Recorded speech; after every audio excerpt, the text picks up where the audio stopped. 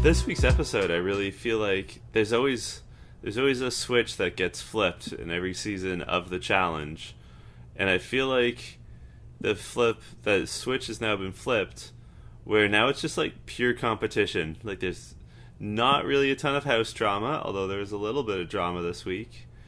Now it's down to the serious bit, I think. What do you think, Sheldon? I think that this season has just been amazing on all levels. It's hitting all the beats.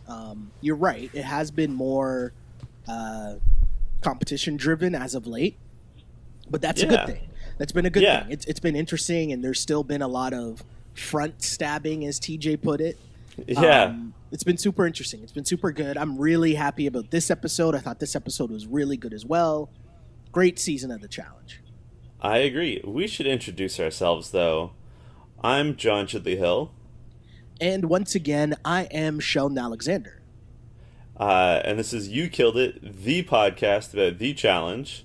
I'm not Lawrence Thomas. I am back from Mexico. Thank you very much to our man LT for stepping into my shoes. I thought he was great. Shout out to LT. He did a good job, coming off the bench, the situational righty coming out of the bullpen, did a good job. I really appreciate him helping us out, and I'm all caught up. One of the first things I did upon my return to Toronto was to watch the challenge. I will admit, it was the second show that I watched. Okay. My top priority was that one of my friends was on the Marilyn Dennis show for a mega makeover. Okay. So I had to watch my buddy get totally made over on a Canadian daytime mom TV show before watching the challenge. But I caught up on the challenge, and then I was amped and ready to go to watch last night's episode. Yeah, last night was, again, another great episode and drama-filled, especially towards the end. And I loved everything about it. I thought it was really good. A lot of different angles, really made you think, because there was no real wrong answer to anything that anyone did. But No. Just a lot of different angles to it that I'm excited to break down.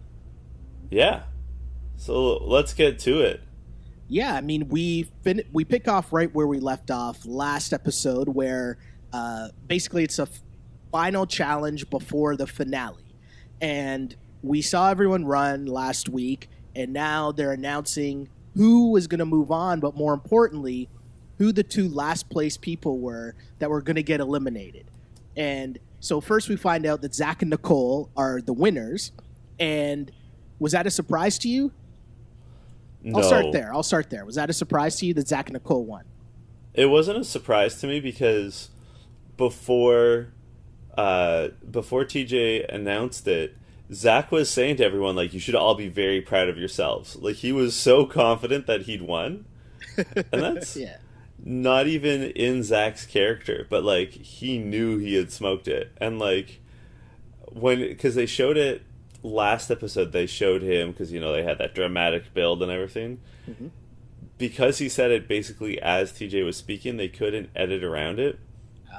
Okay. But since I saw him being like, you guys killed it, you should all be proud of yourselves, and he's like really looking at them, I'm like, okay, Zach knows he won. As for Nicole, I also wasn't surprised that she won, because she was the only one who knew how to rappel down the side of that wall. Okay. I don't know if you caught that, but like I did not catch that at all. They all did a terrible job of rappelling. Not that I'm an expert at rappelling or anything like that, but like I've been rock climbing enough times to know that like you gotta lean back so that you're almost parallel to the ground, and then you sort of jump backwards and drop down. And none of them did that except for Nicole, because she is a police officer / EMT / firefighter / She does it all. She does it all. She's the entire Paw Patrol rolled into one. So for me, John, I wasn't that surprised that they won, But I did pick up on the fact that he made sure to mention the fact that they were head and shoulders above the rest. And then also said both of them smashed the course, right? And I thought, for him to put that in, it must have been a pretty dominating performance. They didn't mention times or anything, so you didn't know. Well, sorry. They didn't mention times for everyone. They mentioned how close the final two guys were. But other than that, they didn't really mention how the timed event or the time portion of it. But that was pretty interesting to me. But also, obviously, we knew that the two last times, first off, hold on, sorry. There's something we can't skip over yet while we're still talking about the winners. Did you notice All Nicole wearing, in her confessional, Nicole is wearing a T-shirt that has a picture of herself on it? I totally missed that. Sorry, just go back at some point. Maybe I'll screen cap it and put it on Twitter or something. But yeah, in her confessional, right off the front end, where she's talking about how much she won or how happy she is that she won, she is wearing a T-shirt with a picture of herself on it. That is so bold. It's just odd. It's just very odd. It is odd, but I kind of like it. Like, I kind of like the boldness of it. I have a friend. Yeah. I have a friend named Corey Dilly. Shout out to Corey. Okay. And he used to rock a T-shirt that looked like that. And the best part was it was a green T-shirt, so he always ended up wearing it on St. Patrick's Day. Ah, okay. Fair enough. Sorry, I got totally distracted by that. But no, as you should be. Let's get to the two. I hate calling them losers, but the girl with the slowest time was Jemmy, which I don't really think is that much of a surprise, right? Like, this was a pretty Cam's had a great season, obviously. Kayla, we know, is a pretty good competitor. Same with Kara, and of course Nicole. So Jemmy was in tough there, right? So that's not really that much of a surprise. For the guys, though, we find out that it was separated between less than 5 seconds between Devin and Kyle, and Devin is the one that ends up losing. What did you make of the fact that Devin was the one that came in last for the guys? I am so glad you asked, because here's what I picked up. Last episode, they made such a big deal about showing Kyle walking and taking his time and being slow, and him saying, like, oh man, I for sure lost. And LT and I picked up on that last week too. We were like, wait a second, this looks like an okie doke right here. Go on, though. And I don't know that it's an okie doke. I think that, and we're going to get to this, I think they're setting it up that he's going to suck in the final. Right? Like, they're trying to... I don't understand why they would show that and not Devin struggling to, like, build the tension of, like, who is it? Like, they made it look like Devin just, like, kind of grounded out. Like, he knew he wasn't the fastest, but he knew that he wouldn't be the slowest. So are we calling some form of shenanigans here? Because, again, we didn't actually see anyone's times. So there's really no way to know. Like, it's not like... Do you know what I mean? Like, there's really... Unless they told everyone the times, there's no way to really know. And who would know if they say it's within 5 seconds and they just said, you know what, it'll be more interesting if we put Kyle in than if we put Devin in. I don't think that they, like, mess with the times or anything. Okay. I think that what they're trying to say is that, to jump ahead in last night's episode, I think that what they're trying to say is that when they picked Kyle over Brad and Leroy to make it to the final, when the Troika made that decision, that's going to backfire and that he's going to suck. Okay, I got you. Like, it's foreshadowing 2 episodes ahead. I got you. Okay. I have to say, I was super disappointed to see Devin go.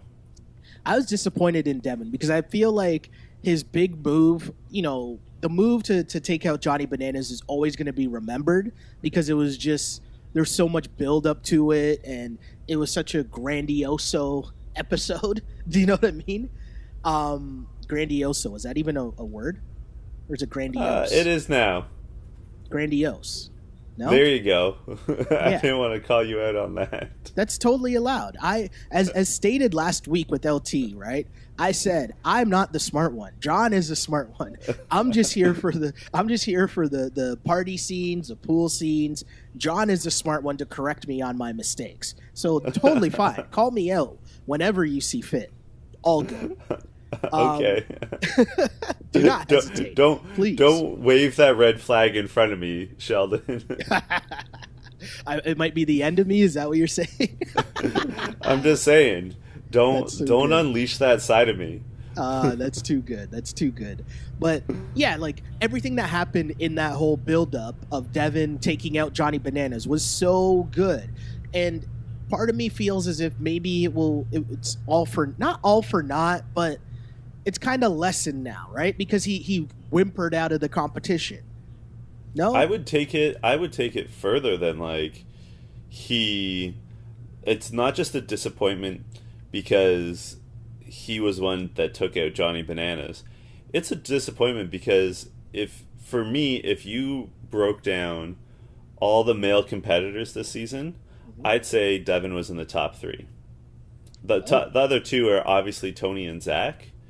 But for me, like if you look at the other guys left, I would say that Devin outperformed week after week. He outperformed Kyle and Brad and Leroy. So, I mean, I know in the physical competitions, he wasn't a major threat. Yeah. But his social/political game was better than all of them, I think. And, well, maybe Kyle's social political game was better. But certainly, overall, he was better. Right? Yeah. Like, it was to the point after last episode that I wondered if he was low-key in an alliance with Tony and Zach all season long. And, like, I know that he and Tony kind of worked in tandem to take out Johnny Bananas. Yeah. But I had the feeling that just, like, he was so supportive of Tony and Zach always being in the Troika, and they never put his name out there to be nominated, right? Like, if he got nominated by the Troika, it was always Johnny Bananas that did it. Or it would be, like, by a vote, or because he lost, like, his team lost. Like, it wasn't, like, I feel like their alliance went beyond just taking out Johnny Bananas. I feel like he was almost a silent partner in how Tony and Zach operated. Interesting. And seriously, like, did Brad outperform him? Not Brad. Brad had a target on his back all season and was really only, like, slowed down when Brittany was taken out. Kyle didn't really do anything. Like, Kyle, I guess, early on stabbed Corey in the front. But, like, I don't actually think that was very artfully done. Right? Like, It wasn't necessary for him to make a deal with Corey and then the next day vote him out. He could have just not made a deal with Corey and voted him out. You know what I mean? Yeah, I think Devin definitely did have a really good season. I just don't know. I guess just the fact of the way how he went out was so weak that's kind of going to put a damper on it for me. You know, like, he did have a great season. Like, he was the one that was at the forefront of calling out Natalie and Bananas from the beginning.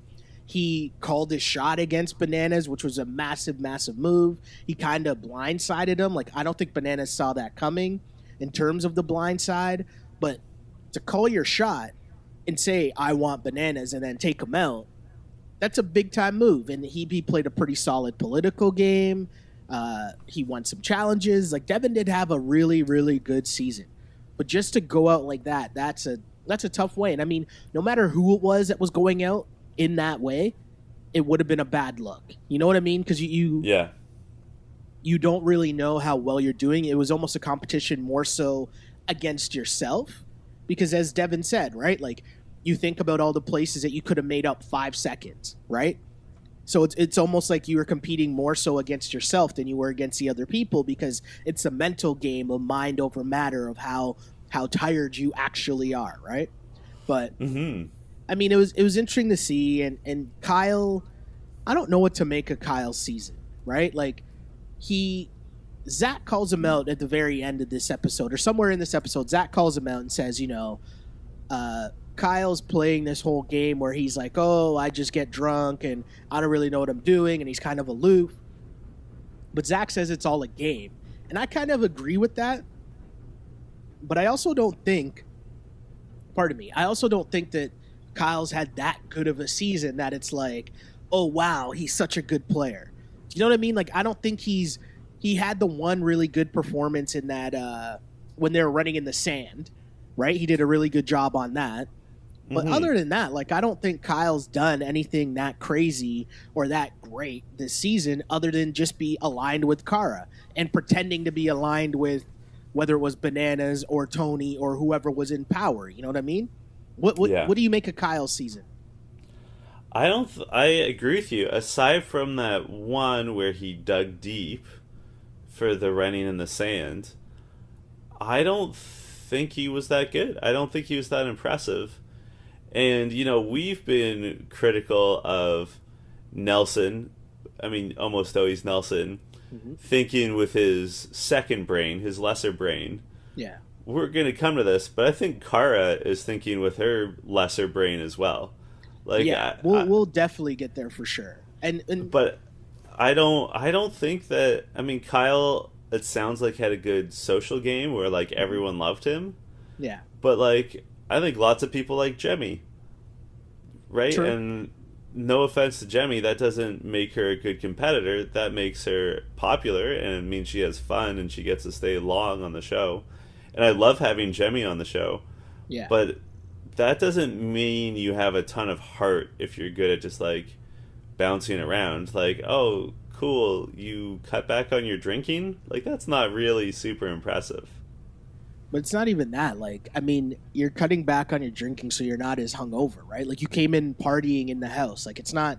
Do you know what I mean? It was really weird. Like, Kara was trying to, like, paint this kind of sob story about, like, oh, you came in not taking this seriously at all, and then to see how far you've come. And it's like, get out of here with that, right? Like, it was so lame. But, yeah, I don't know what I think of Kyle. Like, Kyle...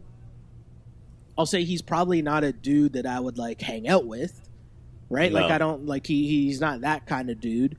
He's, like, I don't have any interest in having a conversation with them. Do you know what I mean? Like, it's just been a weird season to me with Kyle, right? Like, I think he might be able to get away with it this time because it's his first season, but I'd wonder how a second go around on the challenge would go. How people would see him, how people would trust him. Would people try to work with him? How his relationship with Kara would even come into play.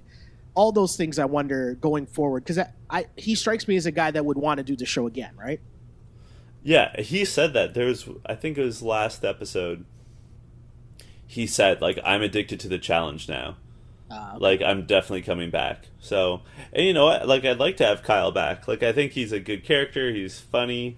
Yes, a strange thing is that I enjoy his accent just as I enjoy Jemmy's accent, just because they all have very typical sort of Midwestern American accents usually. So it's refreshing to have just audibly. It's nice to have someone with a distinctly different way of speaking. For sure. And I agree with you too, and I want to emphasize this, right? Like, despite what I just said, I think Kyle is a great character on a reality television show. I right? just don't think he's a fantastic competitor. Exactly. And you need that. The thing that makes a challenge is that mixture of all the different characters, right? The people who are just here for the party, the people who are here just to work out, the people who you see them change, like Zach, which we'll get to later on, who really just played in the background and was like quiet and just won competitions, but didn't really.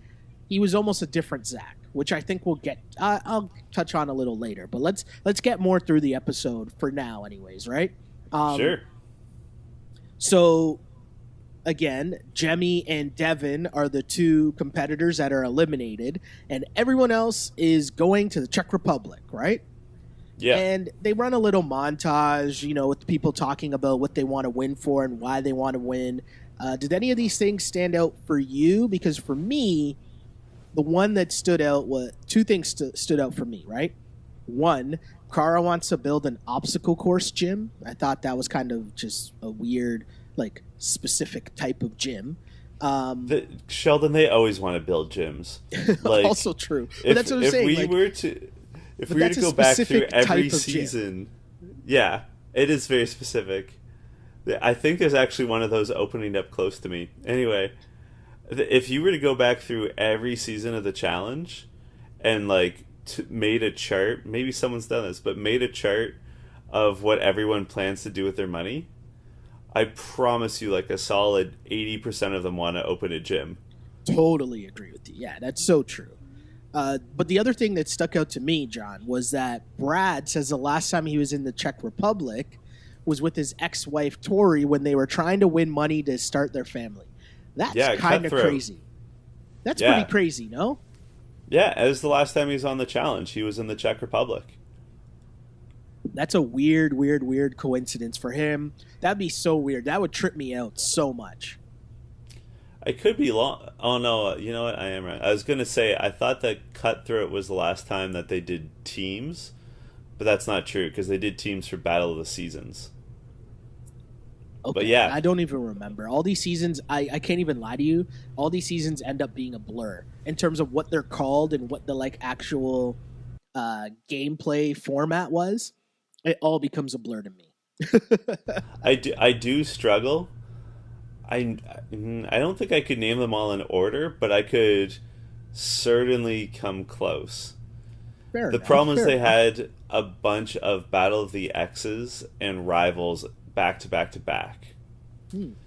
I do want to say this is a convenient point to bring this up, and it's not about this season, but a big time listener of the podcast, Holly McNeil, shout out to Holly, was tweeting about the challenge. Okay. And Holly was saying, she was asking, like, what do you think is the best entry point season for someone who is new? And my answer on Twitter, and I'm just going to throw this out there, is Fresh Meat 2. Like, to me, that's where the modern version of the challenge begins. It's sort of, I think that's around season 16 or 17. It's around there. Okay. And I'll tell you why. Fresh Meat 2 is the first season with Laurel and Kara. Okay. It's Wes versus Kenny. Basically all season it's Wes versus Kenny. And it sets up most of the rivals that come later on. Like the Rivals episode. Yeah. Rivals seasons. And it leads directly to Cutthroat, which in turn led to the first Rivals. So... Okay. It's also, I think it's the first or second season after The Island, which is by far the worst season of the challenge. Like, by far. It's not even close. Okay. So, I'm curious for our listeners. Please tweet at us or comment on Reddit or comment on the Facebook challenge group or comment on the SoundCloud. Comment anyway. Smoke signals, whatever does it for you. Yeah. I'm curious to know what you think the jump on season of the challenge is. What do you think, Sheldon? I actually like your explanation there because I think that, you're talking about main characters, the people that we identify this show with. It's still like, I know Laurel just popped in for a second, but Laurel is still one of those characters. Obviously, Kara is still on the show. No matter what, Kenny is always going to be a person that's at the center of like challenge history, right? And of course, Wes. Like you're talking about the main, like people that we just identify this show with. So I can't disagree with what you just said. I like what you just said. I'm gonna agree with you. I love it. So anyway, back to this week and everything that's going on with this season of the challenge. So a very interesting part in this episode happens where they get into their house or their apartment, whatever this is, a loft in the Czech Republic. And first off, Cam, after rolling around on the fur that's on the ground for some strange reason, she likes loves her her furs. furs. Yeah. Yeah. Killa Kam. Can't be mad. Killa Kam always loved a fur, right? So after that happens, Cam actually says, so we're done with the Vendettas, right? And Tony says, nah, I don't really think so. Or I wouldn't go that far. Which is very interesting foreshadowing once again. Great job by the producers again, just to drop that in there because we know that, there's still a chance for something shady to happen. But we weren't expecting it to play out that way. Do you know what I mean? Yeah. But anyways. No, I was surprised. A little bit like Cam, I thought that, not that as an end to hostilities, but that, like, by this point, like, after the location change, it's typically the end of the drama.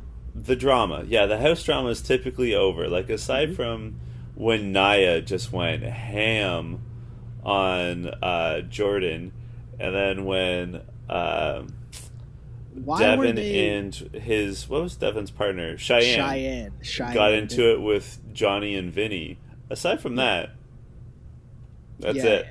Normally nothing really goes down. And I think even in those situations, that's Johnny Bananas trying to help out the producers and give them some content for those final episodes. Because it kind of ends up being not boring, but pretty straightforward, right? But yeah, I found it interesting that Cam was asking if it's Vendetta free. Nelson, of all people, was like, nah, fuck that. And then Tony agrees, saying there's still enough time for things to get a little tricky. And boy, did things get a little tricky. But before we get to the trickiness of the episode, there was one last challenge, right? I loved this challenge. So here's the thing. Oh, hold on. Sorry.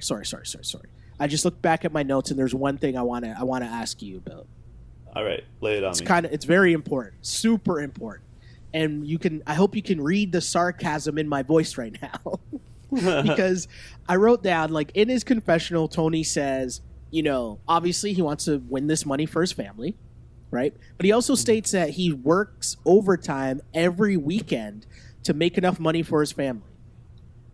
My question is, do we know what Tony does for a living?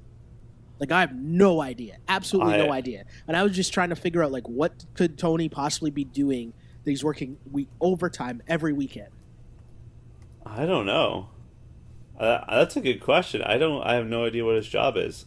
I'm going to try to Google it. Do you know what? We're going to ask our listeners. We will ask our internet sleuths, and we will let them figure it out for us and let us know. And right where they commented about what the best seasons were, right? They can also tell us where Tony works. Yes, please. Because he never really mentions what he does. Yeah, I have no idea. Like, I literally have absolutely no idea. And I feel like whatever it was, it would be surprising to me. Does that make sense? Yeah, because he doesn't... how can I put this artfully? I don't imagine that he's a very good coworker. Like, I imagine he's the sort of coworker that, like, shows up more or less on time and just talks with everyone and then leaves. Yeah. And, like, no one really knows what he does. Or, like, just lets his shitty work ethic slide because he's so handsome. Like, did you ever watch 30 Rock? Kinda, sorta. I feel like I know enough about it. Because John Hamm plays a character who sometimes dates Liz Lemon, who's terribly stupid. Yeah. But he's accomplished so much in his life because he's so handsome, no one has the heart to tell him he's bad at things. So, like, there's an episode where they play tennis together, and he's, like, smack-talking her and saying how he's, like, used to be a tennis professional and used to give tennis lessons. Okay. And then he's a terrible tennis player, like, can't even serve. And then later he gets a motorcycle because he got his motorcycle license and he can't drive the motorcycle. And then he shows up like episodes later, and and he's become a doctor, but he has no idea what he's doing. I kind of feel like that's what Tony would be like in his job. You know what's Where, funny like, about that? He just shows up, and people just like shrug him and be like, but it's Tony. You know what's funny about that? That makes me wonder like who Tina Fey based that character off of. Because it just strikes me that like you would run across that person in Hollywood like 10 times over. And it makes me think that that person, that character would be based off someone. I would love to know who that person is. And obviously that's just me assuming. But that would be No, you're right. It's probably based in reality somehow. But yeah, so yeah. People, let us know if you can find out what Tony does for a living. Let us know. But, sorry, getting back to this great, epic, great final challenge. Or I guess I called the last one the final challenge, but this is really the final challenge, right? The real final challenge. The real final challenge, yes. So, I don't even know how to describe this really, but you're hanging from the back of a truck, right? You're hanging in the air. Off the side of a truck, sorry. And as the truck is driving along, you have to weave yourself in and out of these pylons, and you have to go in the right direction. Like, you have to be able to get through the pylons in the right direction to avoid getting points. If you go through the wrong way, or if you hit the pylons, you get points, but certain pylons are worth more points. People with the most points, you lose. Does that make sense? Yeah.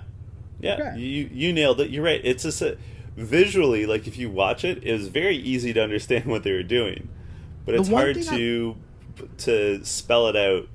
Yeah, you know, in an audio medium. In an audio medium, it makes me respect TJ Lavin even more that he was able to explain it. Yes, very true. Going back to Jobs for a split second here, Zach thought that he would be good at this, or he used the explanation that he coaches high school basketball and he always tells the kids, like he always gives them some advice, and I don't even remember what the advice was. I was just so stunned that Zach coached high school basketball because he doesn't strike me as a baller. I don't know. He played football, right? That was his shtick. Yeah. He was attempting to become a professional football player. Yes. I think he played arena football. Yes. So, yeah, Zach, the basketball coach, that just threw me off like crazy. But anyways, what did you make of this challenge, and what was the strategy here for said challenge? How do you think John would do in said challenge? You know, I would like to think I would do well at it. Okay. If I didn't once I got used to being in the harness and, you know, going at like 30 miles an hour or whatever they were doing, mm-hmm. I'd like to think I do well at it. And Zach's strategy was really good because a lot of people were, I hope I can describe this well, they were basically going from all fours to all fours between the truck and the padded post that they had to weave back and forth from. Yeah. Whereas Zach, because of his size, he basically would only have one side of his body touch either the truck or the post. So he was always facing the oncoming pillars. So he could always see what was coming. So his timing was like, it was a thing of beauty. Like, he was so smooth, the way he moved back and forth. I mean, he really killed that competition, I thought. And maybe I'm wrong, but I feel like he's slimmed down just a little bit. Like, I feel like he's not carrying as much bulk as he used to. Yes. And he's a little leaner. He's still a huge dude. More agile. But I feel, he seems a little later on his feet this season. And, more agile. And that was really shown. Right? Like, he really, especially the first time they did it, he seemed very agile. I will say, too, like, to second your point, I think Kara actually did a really good job, too. Like, the way that she was kind of, like, planted on either the truck or the thing, like, it was almost like in a Spider-Man-esque type pose. Do you know what I mean? Like, legs bent, but, like, one leg higher up so that she could propel herself back and forth. And I think that worked really well because you were kind of light on your feet, if that makes more sense. Whereas you could tell why Nelson struggled. Nelson never really got the bounce back and forth. Like, he was more in the middle. And I think Leroy got stuck the first time too, right? Where they were just kind of like swinging in the middle, but not really far enough on either side to where you could push yourself back and get that real momentum going. It was really interesting. But the thing that was super interesting to me, and again, just because I'm a nerd, but how they shot this. And I know people probably weren't paying attention to this because you're watching the actual people go back and forth.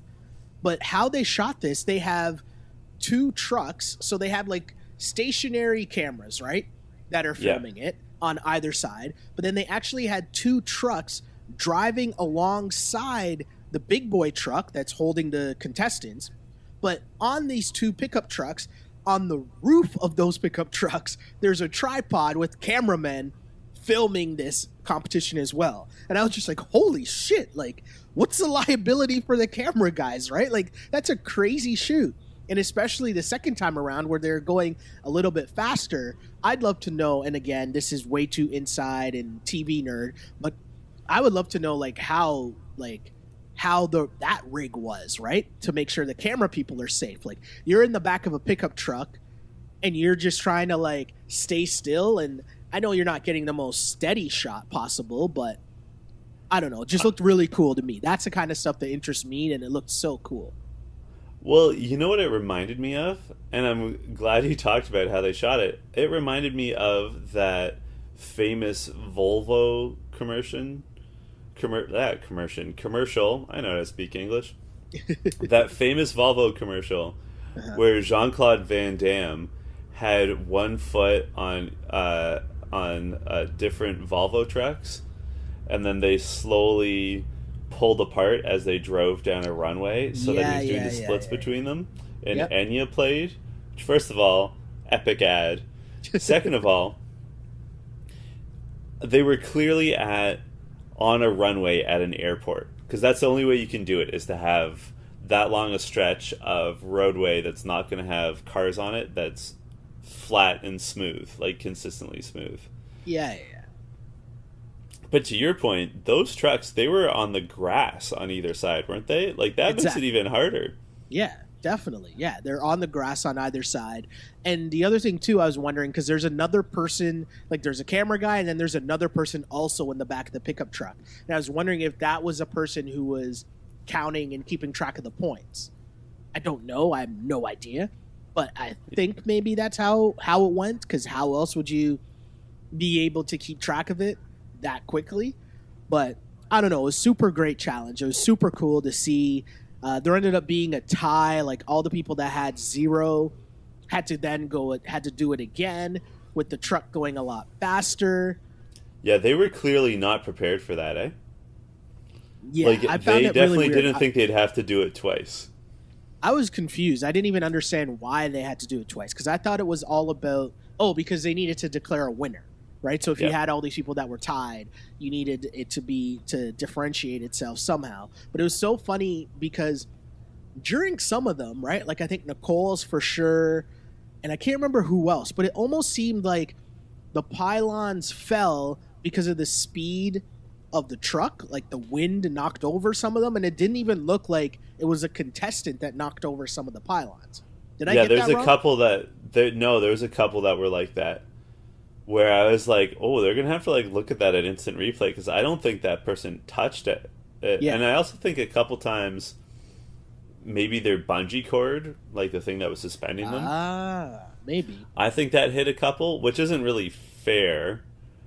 Like, True. You're trying to swing past, and then like you can't control the bungee cord in that situation. Mm-hmm. No, for sure. Like, it was super interesting challenge, super cool to watch, and it was cool that it went an extra round, so you could watch them do it again and at a higher speed. But essentially, when they were done, what ends up happening is we find out that they're only going to eliminate one guy, because there's just more guys at this point, and all the girls are automatically going into the final, right? Yeah.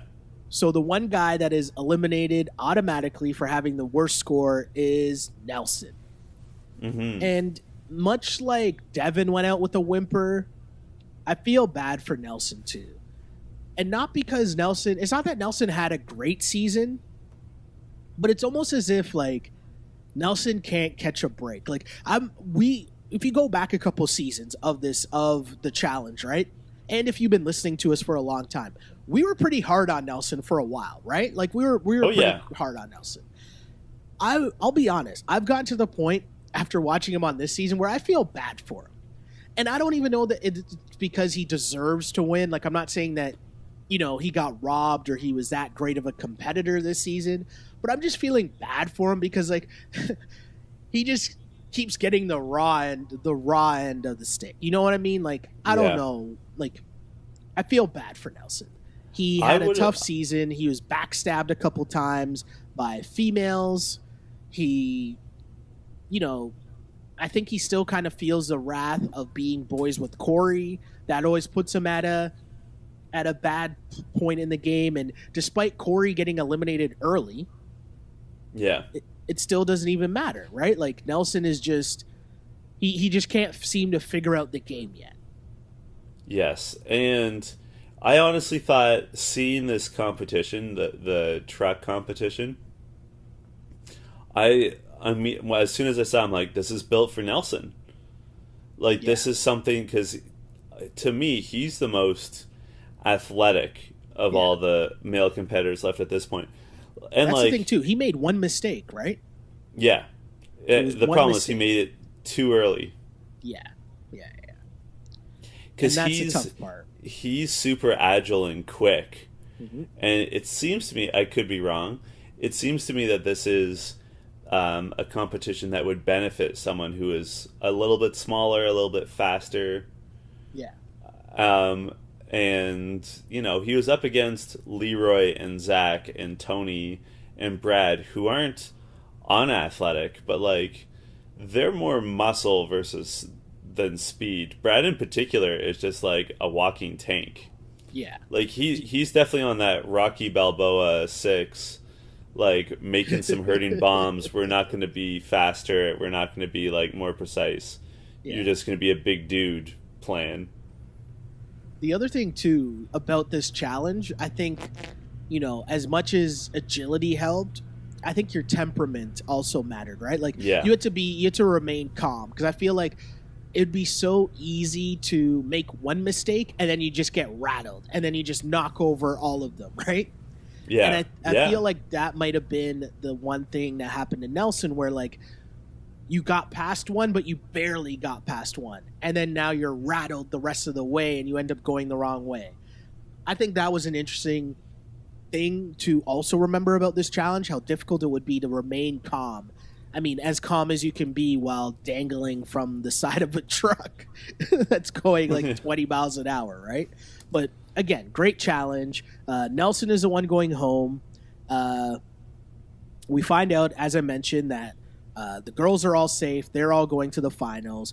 But what actually happened here was that the winner for the guys the two fastest times, which was the guys and the girls' fastest time, you would automatically be in the Troika, and you would also get to split $25,000. And then the third place finisher would be the third member of the Troika. So the winner for the guys was Tony, who keeps winning, makes it to the finals, which, I mean, I got to be honest, is well deserved for Tony. He's had a good season. Kayla wins for the girls, and then Kara comes in third. So it's kind of a great role reversal from the past few episodes where it was the guys in the power position. And it's funny now, like when it's money making time, when it's the real big boy time, the girls are the ones that have the power in this situation, right? But what did you make of who won in this comp? I mean, it's about time that Kayla won something. Am I wrong? Like, no, you're right. I would have thought would have been not dominant, but like she didn't seem very competitive, and she's not. People always talk about how fit she is, but she doesn't win a ton of competitions. No, that's true. So, yeah, it was good to see her finally perform and get it done. And also, Kara made the point. This is the first time that it was a female-dominated troika. Exactly. Like, that's right? crazy. Which is so big. So And like, I had that in the back of my mind. Mhm. But also, like, man, it's about time. Exactly. I totally agree. Totally agree. For too long, it was just Tony and Zach. And, we talked about it. Was it last week or the week before? When did Natalie go home? That was last week, right? Yes. Yes. So, sorry, I guess I talked about it with LT and not with you. But the point remains, right? Like, it was so disappointing watching how that went down because essentially the girls just allowed themselves to be manipulated by Tony and Zach, right? And yes, of course they have to take some of the blame for it because they easily could have just stood up to them and said no and disagreed and fought back, but they didn't, and they were in the situation where Natalie allowed herself to get lied to the week after Brittany allowed herself to get lied to by Tony and Zach. So it was super interesting for them to end up in this situation where they now had the power. But now here comes the tough decisions, John, right?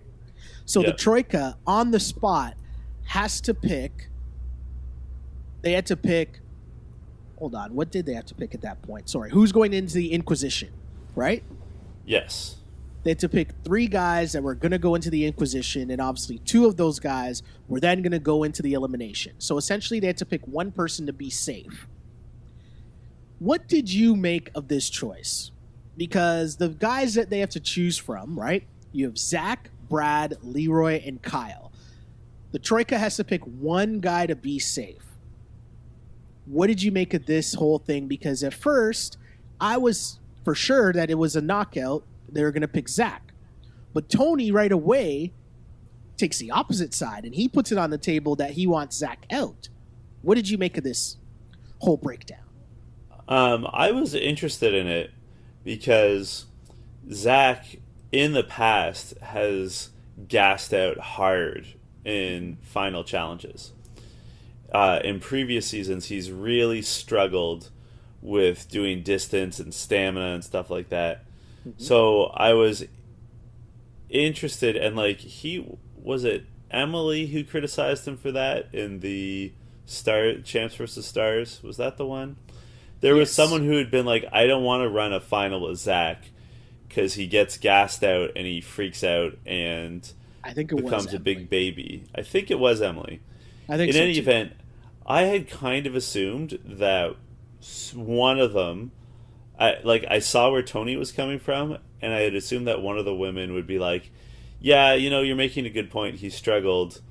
I really think that Leroy is my man. Because, like, Leroy's never won, but Leroy hasn't struggled like that. Like, Leroy's biggest weakness is swimming.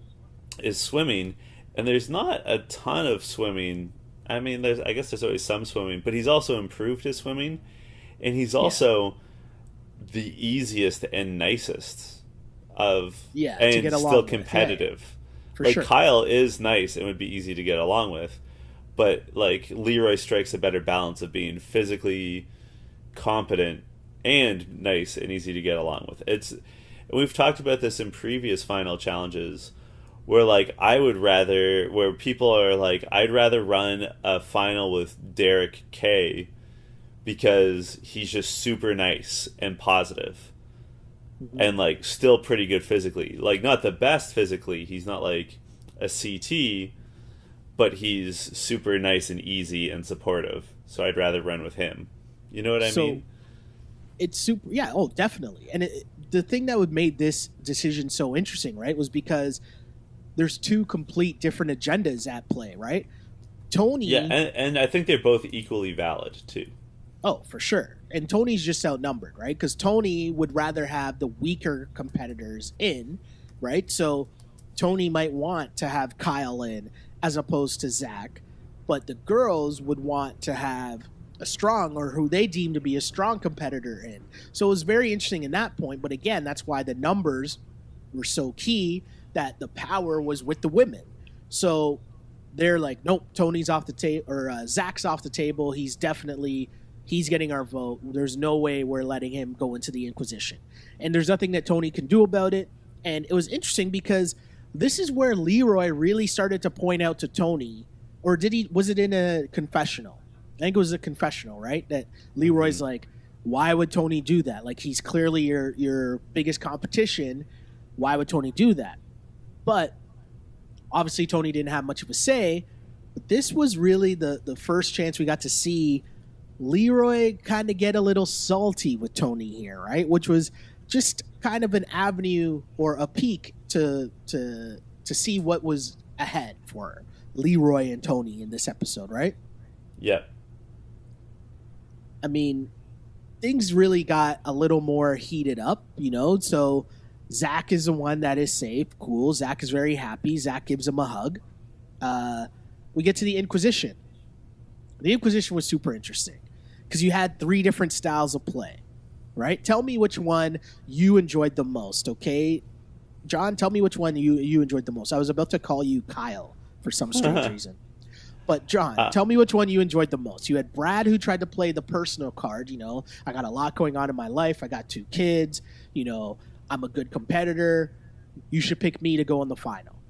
You had I hate that style. But go on. We had Kyle, right, who, I mean, in his confession was kind of funny, who says he probably has kids that he doesn't know about. But you had Kyle, who was more like joking around, I guess, or more like lighthearted and played on his relationship that he had with Kara. And then you had Leroy, who was very straightforward and direct, but he was just speaking truths. But he was very serious, saying like, almost as if, how could you not pick me? Yep. What did you make of all 3 of the strategies? Which one did you like and which one did you not like? I disliked Brad's the most. Okay. I never liked that personal appeal. Like, longtime listeners of the podcast know I rip on Tony being like, oh, I've got like bills to pay. I got kids now. I got 2 kids. Hold on. Tony has 2 kids? Yeah. What? You didn't know? I didn't know that. Oh, okay. I was unaware. But I can't stand that sort of appeal because, first of all, buddy, we all got bills to pay. Yep. Right? And second of all, you made the choice of having kids, and like, if you're really that concerned about paying for them, then get a better job, like better your life. Or get a real job that doesn't involve having to hang off the back of trucks on reality television. Yeah. To make money to feed your kids. It doesn't, like, everyone's on that show to make money, so don't. Yeah. You can't say that. Like Cam mentioned that she's got debts. I assume student debts, because that's what everyone has. Like, she's just as, like, it's just as reasonable that she'd be like, I need to pay my debts down, right? Like, you can't. Anyway, I can't stand that. I think that Kyle's played the best hand that he had, which is be funny and keep in mind that you're sleeping with one of the Troika members. Yeah. I honestly liked Leroy's appeal. I could tell that he was pushing it too hard. Yeah. But, like, I think he actually had the best logic. I think he just didn't sell it right. Like, I think the difference between Kyle and Leroy was that Kyle sold it, like I said, played his hand best and sold it best. And also knew when to shut up. Yeah, and just sit back. And, like, we saw that last episode where Kara knew when to just sit back and saw when people were ruining their own chances. Yep. It was super interesting, too, because Leroy, it was almost out of character for Leroy, because on the one hand, the way that he was explaining it, right? Like, he was saying, well, when you backstab Bananas, how did I handle it? When you did this, how did I handle it? Last season, when you screwed me over, how did I handle it? And he was totally right. He handled all those things well, but the energy that he was bringing to this conversation wasn't the same energy that Leroy normally has. And while I don't think that excuses Tony's decision, it gave him an out. Do you know what I mean?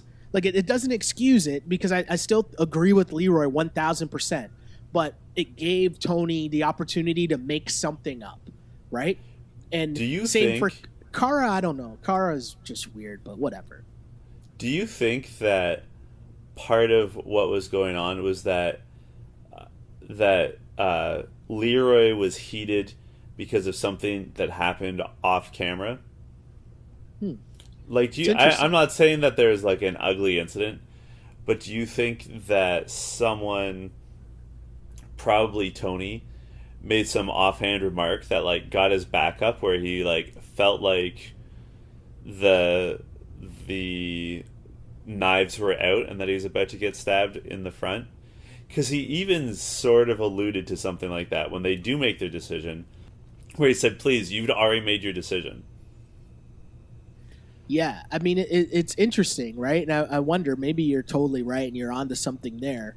Because I it's found it unlike Leroy to come out that heated. that is Like, very true. it's not within his character. Like, for him to be that reactive and like really coming out strong, like making a point, that's not really Leroy. Like, I could imagine Leroy normally would have opened the Inquisition with like a joke to be like, "Come on, Mhm. guys, Yeah. it's me, Leroy. Like, what the Do you hell?" know? Do you know what I think? I think Leroy, and this was a detriment. I think Leroy almost thought that it was a slam dunk. Like he took it for granted, and he thought that this would be easy.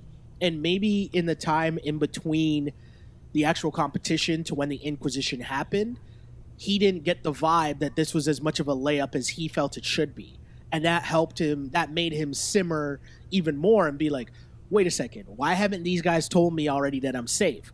I'm up against Brad, who people have spent the entire season trying to get out, and then Kyle, who, why would the girls even want to run a final with him? Like, obviously, he's going to gas out. Do you know what I mean? And I Mhm. think in that space, you're totally right. In that time in between that, in between the competition and the Inquisition, Leroy sort of sat there and he's like, they haven't told me I'm safe yet. This is kind of weird. And I can agree with them, you know, like it is a very weird position to be in because, okay, you just saw them pick, or sorry, you just saw them save Zach because Zach was a good competitor, right? So Yeah. now when you're going to the next one, how can it possibly come down to Kyle? Like, how can Kyle even be in the conversation? Hmm. If I'm Leroy, that doesn't even make sense. Brad, as crazy as Brad is, you know Brad's a good competitor. So you could Yeah. understand them, like, okay, maybe they wouldn't save Brad, but you could understand it on some level because at least, okay, well, Brad's a good competitor and maybe the girls would want to run a competition or the final with Brad. I don't know. It just seems super weird. And so I understand why Leroy would be mad. So we get to the actual elimination round now, right? And Kara chooses Kyle, and Leroy is automatically upset right off the bat. Yeah. Right? And you know what? I don't blame him. I don't blame him at all either because this is a dumb move for Kara, right? Because I understand on some level why she would be tempted to choose Kyle because obviously they have a relationship together, but on another level, you got to be smarter than that, right? Like I'm sure that Kyle would understand if you didn't pick him, right? Like he would understand like this is about winning money. And you know what? We can go on a pretty nice vacation after I win this money. I can take you on a nice vacation with me and we can have a Yeah. good time, right? Yeah. But I do have a question for you, John. Leroy was very upset, right? But if the roles were reversed and Leroy had to choose between Killa Kam and Cara Maria, who do you think Leroy picks? Well, but hold on a second. Oh, I I'm just asking. I think he picks Cam, but Cam is Killa Kam. She has won what, three elimination challenges this Okay. season, Okay, interesting take. and Okay, against legit competition. okay, Kyle Interesting has not point. set foot in an elimination. interesting point. Interesting point. Yeah, And I can't really think of any time when Cam has really been horrible in a challenge competition. no, that's an interesting point. Okay, okay. So again, Kara chooses Kyle. Leroy is mad. Leroy is calling her out. Leroy was just on fuego for the entire end of this episode because he did not hold back. No, I Kayla, loved it. I loved seeing fired up Leroy. That's what I'm here for. I loved every second of it. Kayla chooses Leroy, and she simply says she chose Leroy because she likes Leroy. And you know what? That's what Leroy was banking on, so I agree with him. And it all comes down to Tony. And to be honest, I didn't really have faith in Tony to do something smart for Tony. No. But he actually does in this instance, and he picks Kyle. And I think that's smart for Tony because you would rather face, as a dude, you would rather face Kyle in the final than you would face Leroy or Brad. So I actually agree with Tony here. But Leroy is still mad. And Leroy says that he's not so much mad that he picked Kyle. He's more mad at the reason why he picked Kyle. And yes. Tony's reasoning was that he didn't like how Leroy came at him. He thought Leroy was too aggressive. He didn't like Leroy's attitude. What did you think of this? That smacks of making an excuse to me. Mm-hmm. I, like Leroy, I would have had way more respect for Tony if he said, listen, I love you, you're great, you're my bud, but I am threatened by you. Yeah. And I know that you could come back at me and say you just put Zach in, even though he's a good competitor, but I was outvoted on that by these two ladies. Mm-hmm. And he and I had basically been in an alliance all season. Yeah. And we worked together, and I wouldn't be where I am right now if it wasn't for Zach. So that's why I backed Zach. And again, it wasn't even really a decision I could make. Mm-hmm. So, I'm sorry, but I don't want to run a final against you. That's my big concern. Like, that I would have been on board with. Like Leroy, that's what Leroy said. I mean, who knows if it had gone down differently, how Leroy would have actually felt. But, yeah. Like, I think he still would have been mad, but I think we've seen that he would have accepted it, right? Like, he wouldn't have been as angry as he was, right? Because, again, Leroy, we've seen Leroy in pretty messed up interactions, right? Like, from last season when the whole burn vote thing happened, right? He got screwed over pretty bad, and he wasn't that pissed off. Do you know what I mean? So, yeah. I'll take him at his word that he says if Tony was just honest and said, hey, you're the stronger competitor, I think I can beat Kyle in the final, I'm going to pick Kyle, cool. I believe Leroy, right? When he says that he wouldn't get that mad. I don't believe Tony when Tony then is like, oh no, I don't know if I could beat Kyle in the final. I don't know. Like, that just made it seem more lame. But here's my biggest beef with Tony here, right?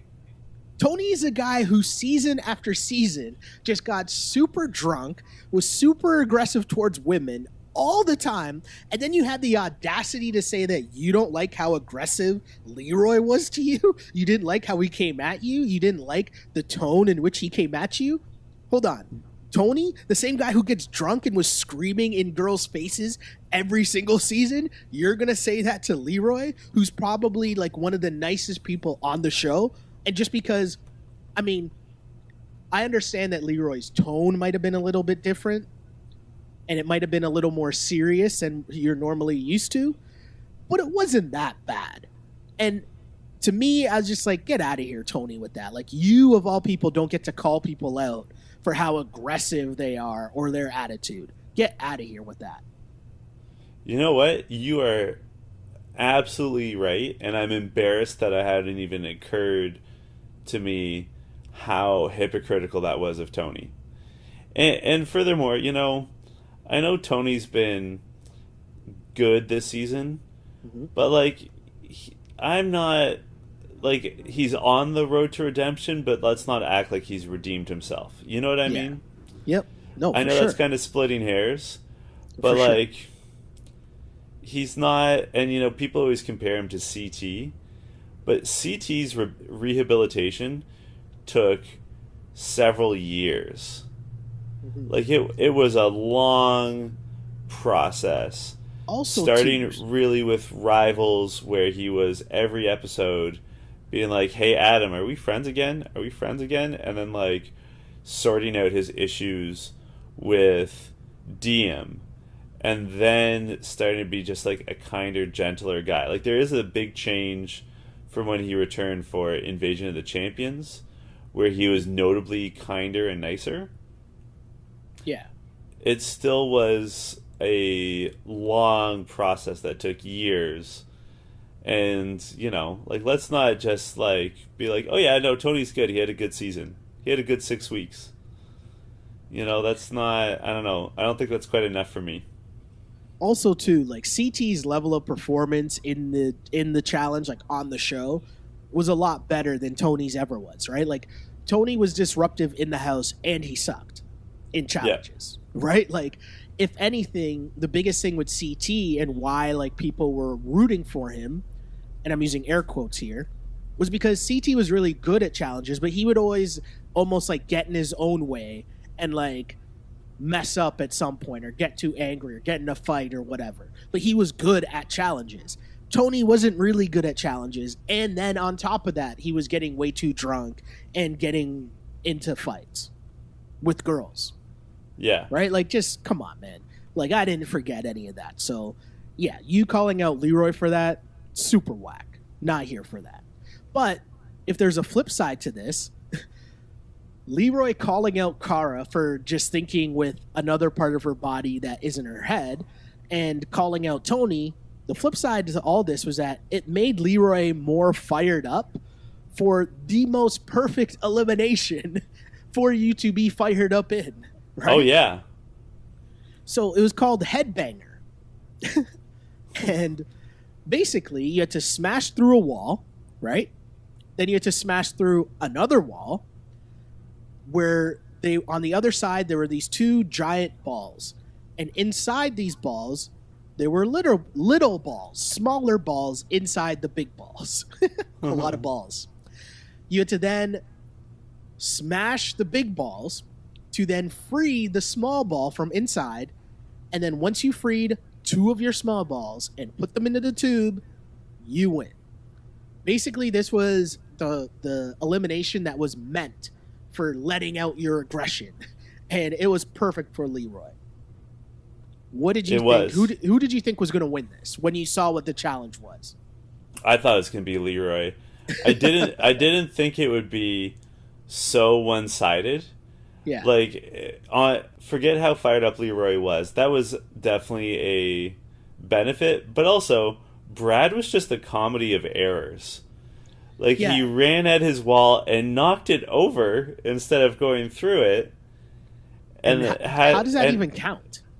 Yeah, I didn't think it should count. I think that maybe they told him, like, oh, you're fine, keep going. But really, I think they should have been like, pause. We gotta open this up, like, set it back up, because, like, you're supposed to go through the wall, not knock it down and walk over it. But even then, it screwed him up, because he couldn't, like, in his words, get, like, a running start at it. Yes, at the second wall, yeah. So, just a total comedy of errors. And then, it's funny, they had Kara, they had to put these like bulbs on their hands and like shatter the bulbs, and they had Kara in confessional being like, shouldn't you be doing both at the same time? Like, isn't that better? It's like, no, I think Leroy's made a ton of sense. You have way more strength in whatever, like, your left or right hand is, like, whichever the more powerful hand is for you. Your stronger hand, yeah. And like, just focus on one at a time. Exactly. Yeah. Like, it was perfect. You're basically punching into a wall, and Leroy obviously was standing there wanting to punch Tony so much that right before he's about to do the actual elimination, before it starts, he's still looking over at Tony and calling him a bitch. Like, I thought that was hilarious. But it was so perfect. And then Leroy wins fairly easily, I'd say. And then he's fired up. He wins. Your boy Brad is going home, And then an interesting, you know, Tony. There's a couple things here. Tony was trying to spin this as if he doesn't care, right? And Yeah, he for sure he's cares. Like, oh, of course he cares. And like again, to me, Tony's move should have been to just be honest and be like, you know what? I feel like I already made a vendetta against you when I took out Bananas, and I'm just completing it now. I feel like Leroy would have appreciated that gameplay way more, as opposed to him just lying about it or making it seem like it's not that big of a deal. Do you know what I mean? Like, that was super lame. The other thing, though, is Zach. As Brad leaves, Zach in his confessional says, okay, it's back to discount groceries and open eyeballs. Have fun explaining to the ex-wife and kids about your behavior on the show. Now, here's I my love thing you. here. I love you for getting that exact quote. Oh, I wrote it out perfectly. Yeah. Because I want to ask you something here, right? Because there was no Jenna, right? And because Zach was mostly only involved in the challenges, you know, but the most of the house drama he stayed out, right? Most of the drama, if there was, that Zach was involved in, was him just lying to people about who he was going to throw in, right? Yeah. But for the most part, he laid in the background and was drama-free this season. Did that make us almost forget how much of a jackass Zach is? Yeah. Because like think so. that comment, I was like, okay, I get that we don't like Brad, but like that was kind of a little too far. No? I thought the discount groceries was perhaps the harshest part. Yeah. It was almost like you're calling his life pathetic. That's what I got from that. Yeah, and you know, and it's like you guys are here doing the exact same thing, trying to make money doing the exact same thing. and You're telling like, him now back to your pathetic life. That's how I took Yeah. that, which I thought was kind of mean. I just feel like that socioeconomic dig on being like, hey, you guys have to get discount groceries. Like, you guys are barely scraping by. Yeah. Like, that's, in my mind, pretty rough. And you're bringing Like, kids into it. yeah, and you know, like, we don't know the full circumstances of their divorce Yeah. or No idea. or what their life is like in general, and it just I don't think it's a great look to take a dig at like a man providing for his family. And Totally like I agree. know that I was just ragging on Tony and Brad for being like, oh, I got kids to feed. My issue isn't trying to like provide for your family. My issue is like using it as an argument as to why you deserve money more than others. Than someone else. Yeah. Yeah, like Exactly. if your situation is dire, then take steps in the real world, not in the fantasy world of MTV. For sure. And there's a difference between that there's a difference between us being like, okay, we get it, Tony, we get it. You have kids that you're trying to win for. There's a difference between that and Tony, I hope you lose so you can go back and struggle to provide for your family. Do you know what I mean? Like, saying those things are two complete different avenues. I totally understand what you're saying. Yeah. That said, I laughed because I thought it was funny. It was one of those where I was like, ooh, you know what I mean? Like I shouldn't laugh at this. Like, this shouldn't be, you know? Yeah. One of the things I liked about those very rough comments from Zach was that I find that the challenge has become a little more polished in the past 5 years. And one of the things I liked about this episode in particular, but kind of the season in general, and I think one of the reasons why people like CT especially, is because there was real emotion in this episode. Yeah.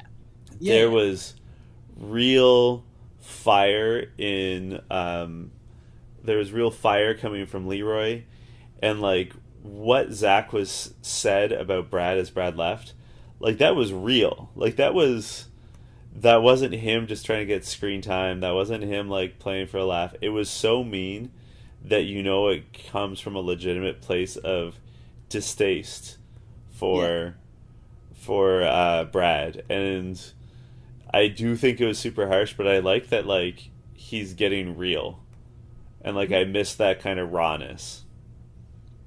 No, for sure. And you know what? Like Leroy, same with Leroy. Like Leroy in this episode was just outstanding. Yeah, I loved everything about this episode. I thought it was a great episode. I look forward to seeing the finale, especially after we see that Bananas and Mel are involved somehow in the finale. I'm interested to see how that plays out. yeah. Can't wait to see that. All in all, it was, I thought, a great episode. And one thing I didn't really touch on, but I'm gonna bring it up now. That both of those competitions, both of those competitions, the truck one in particular, we give them a lot of flack, for the producers a lot of flack for having the same kind of competitions week in and week out. Like, the joke obviously is falling from a great height into water. Mm-hmm. They mixed it up a little. Like, they saved some of the best competitions for last, and I really liked that and respected that. It made the show better. I think this season they did an outstanding job with the competitions. I thought they were so great, and even the ones that were like, "Oh, it just suspended over water." It was like, "Well, no, you got to like run over cars and jump from car to car and in a back window and out the other side." And like, they did such an amazing job with all of the competitions. Were so good. I thought the way that they mixed up the different eliminations were so good, and it was just such a great job. I thought it was a very well-produced season, so well done, so entertaining, great challenges, great competitions. I'm all in. I love this season. I thought this was a really, really, really good season. Can't wait to see how it ends. So, I have to ask you, Sheldon, who killed it this week? This is just too easy. It's obviously Roy Lee. Roy Lee with the big win. Now, here, I know that, another win for Tony. Great. Tony continues the streak. He had a great season. Obviously, he won his way into the final. He's been very dominant. But Leroy, I got to give Leroy credit because he barely made it past Nelson, right? But for the way that Leroy carried himself, I was rooting for Leroy. And, I forgot to bring this up last week, so now I got to... Excuse me. I forgot to bring this up last week, so now I got to look it up and try to find it. But here's my thing. I'm stalling while I scroll through Twitter to try to find the tweet that I forgot about last week. But here's the thing, okay? As I so gracefully stall here, Leroy, we've seen Leroy for so many years, and he's such a nice guy. Everyone loves Leroy, and he just can't figure it out, right? He something just always happens to knock off Leroy, and it's always so disappointing, and it's always so just like, man, why can't Leroy catch a break? Why can't Leroy figure it out? And the way that he handled this episode was so perfect because he was upset about how things went. He didn't like what Tony did. He thought that Tony really messed up, but I think more so he was disappointed in Tony and disappointed in Kara. But that didn't throw him off his game. In fact, it made him more focused. He honed that in. He took all that anger from, the burn vote last year. He took all that anger from Tony just lying to his face, from being disappointed in Kara. Because if I go back, didn't Jemmy tell us? Didn't Jemmy tell us that she was in Florida hanging out with Leroy and Kara? Yeah, no? Yeah, she did. Wasn't that a thing? So, yeah, I think so. That tells me, I'm pretty sure I remember that correctly, right? Jemmy told us she was hanging out for a while with Leroy and Kara. So they're cool. Like, they're friends. Like, there's a reason for Leroy to be upset at Kara and what she did. And I'm still scrolling trying to find this tweet, and I can't find it, and it's really annoying me. But my point still remains. Great performance from Leroy. Just seeing him come through, and maybe this is the year. Maybe this is the year Leroy finally breaks through and gets his victory.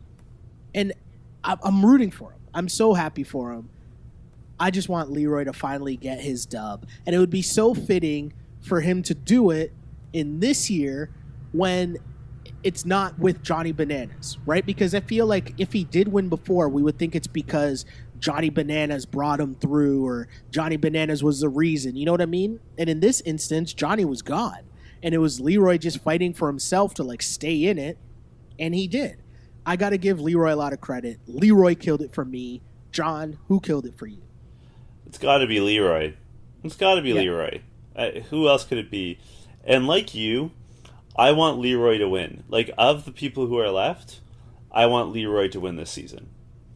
I will say, I don't think he necessarily played the best. I think Tony and Zach are the best players all season long. But, like, the sentimental favorite has got to be Leroy, because he's been on nearly a decade. And he's just like such a nice, good guy, and he's been in really tough situations, and he always handles himself with grace. Like, this week's episode was out of character, but even then, it wasn't that bad. Like, he was pissed, and I sympathize with why he was pissed. Totally. Right? Totally, I totally understand. So I'm not mad at him. I'm not mad at him for spouting off like that. And you're allowed to get heated in life, right? Yeah, there's a time to talk shit like that, right? And I feel like what happens is sometimes people will be mad and then they'll talk shit in the confessional. And instead, Leroy is like, no, I'm mad right now. I'm going to tell you about yourself to your face right now. Yeah. And I appreciated that. But I do want to give my official MVP vote, killed it this week, is definitely Leroy. But I got to give a shout out to Killa Kam. Yeah. First of all, she's hilarious. She is hands down Rookie of the Year on this season. Yep. Like, not even close. I guess Kyle would be her closest competition.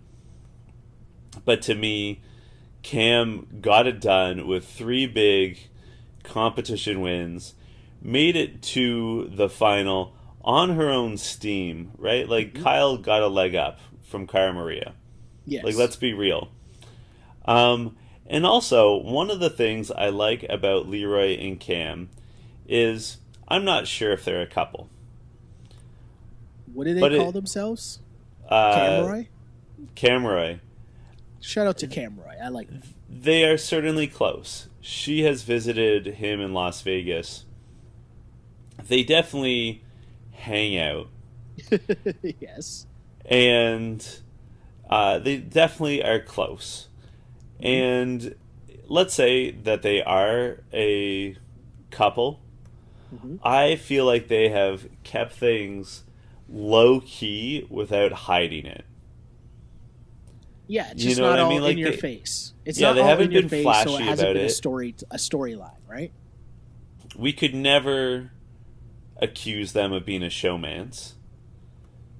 And she and he, they've really succeeded without necessarily supporting each other in terms of gameplay. Like, they've definitely, like, cheered each other on, but I don't feel like they've done each other favors. And yeah, I like them together and I like them apart. So no, I agree. I like it. Shout out to Leroy and shout out to Killa Kam. Yes, shout out to both of them, and also shout out to Bill Simmons, as Jalen Rose calls him, the Podfather, for this tweet, which I finally found, and I took the really like dumbass way to try to find this tweet, but we'll get to that after. This tweet, he says, "Now that a 16 seed beat a 1, the biggest sports miracle left for us is obviously Leroy winning the challenge, and I'm ready." You know what? I'm ready too. Let's go, Leroy. Also, you know, we were joking about how every single person on the challenge wants to open up a gym. Leroy, with his adopted father and sister, want to open up a group home. Yes. So while we're running people down for wanting to make gyms, let's talk about Leroy wanting to put money toward a worthwhile and sustainable way of helping people out in a very personal way. Yes, agreed. right? Yeah, So I like it. I'm all for Team Leroy. I can't wait to see next week's episode and see how this all shakes out. I'm so glad to be back on the podcast. I miss these chats. I missed our Glad little to have talks. you back, John. Glad to have you back. Thank you so much. People can find me on Twitter at jchidleyhill. And you can find me on Twitter still reading Bill Simmons' tweets as he says, quote, blindsiding Leroy in the challenge is un-American. Pretty good. Pretty good. You can find me on Twitter at Shell Alexander and on Instagram at Sheldon Alexander. And until next week, this was You Killed It. You killed it.